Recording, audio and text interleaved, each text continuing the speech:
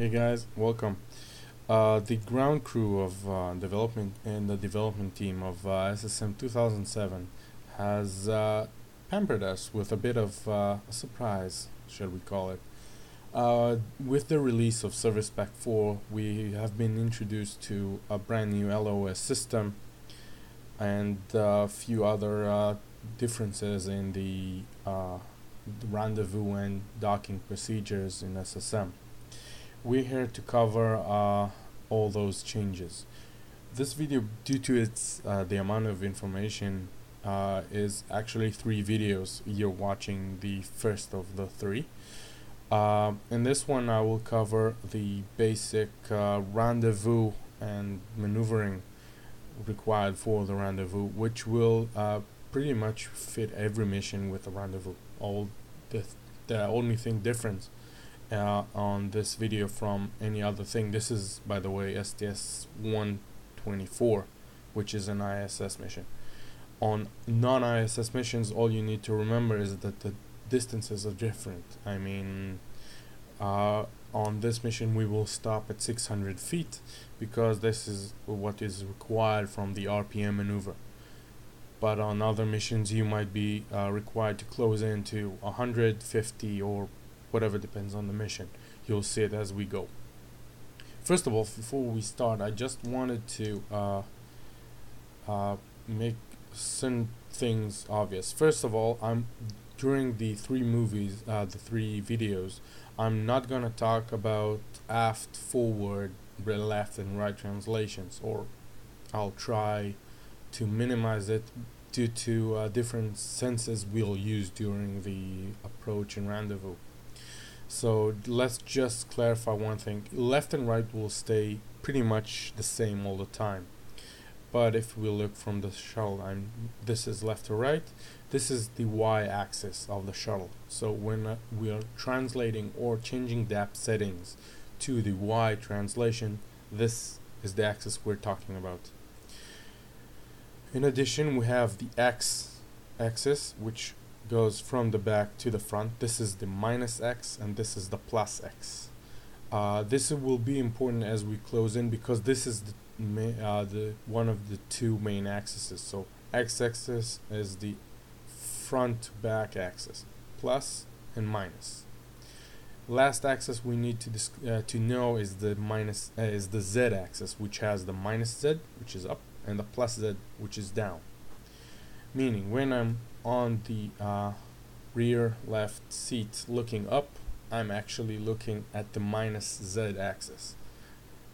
When I'm looking straight over to the payload bay, this is the minus x axis, and looking through the front windows, this is the plus x. So bear in mind that you'll hear x, y and z all the time during this tutorial. This is what I'm talking about. Okay, first change done is that the rendezvous is R-bar, which means we're coming in from below the ISS when both the shuttle and the target are aligned with the local horizon. So I'll start from this point where we are ordered actually to switch both the front ADIs to LVLH for the rendezvous, and we'll need to have pitch 0, roll 0 throughout. Let's unpause it. Now, another change done in the game, which is a bit of tweak of reality, has been done to make the rendezvous make more sense. The LVLH mode in the DAP now acts more or less like an auto mode. It keeps the LVLH values the same, yet this is the difference from real life. It allows you to maneuver the shuttle. I mean, if I'll pitch up now towards the horizon because I'm upside down, you'll see that it's self-centering just like it did on auto mode, only it references to the LVLH values of pitch and roll and yaw, and not the inertial reference frame like auto mode. In real life, when you touch the stick, you bump up of LVLH, and it's only station keeping. but it's a compromise had to be done. Now I can now just roll up to 0, but let's do it in some other way because we're gonna use this quite a bit and it's pretty useful to know. Let's go back to the DAP. Now looking at the DAP, we have several settings which most of you know, I think. We have the control of the DAP, which is auto mode, which we all know it allows the computer to control the shuttle, and that's the item 27 on all the ohms burns.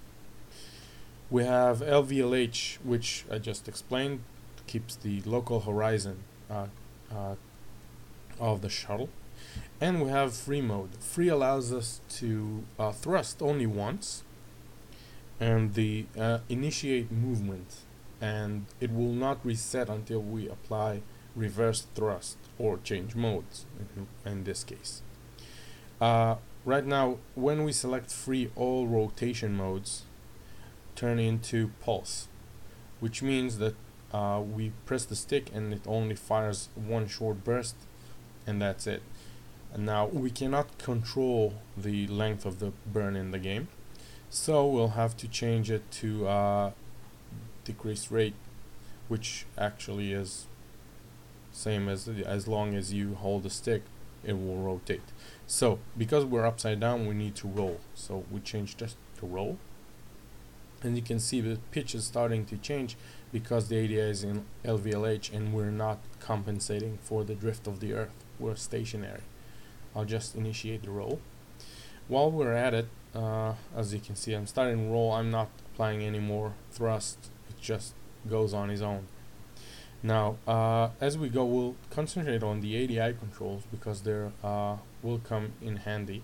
We'll look at the rate first. Now right now I'm on low rate, which means that this the rate indicator, which is roll, pitch, and yaw, from are in the sensitivity of 1 degree, which means from here to here it's 1 degree.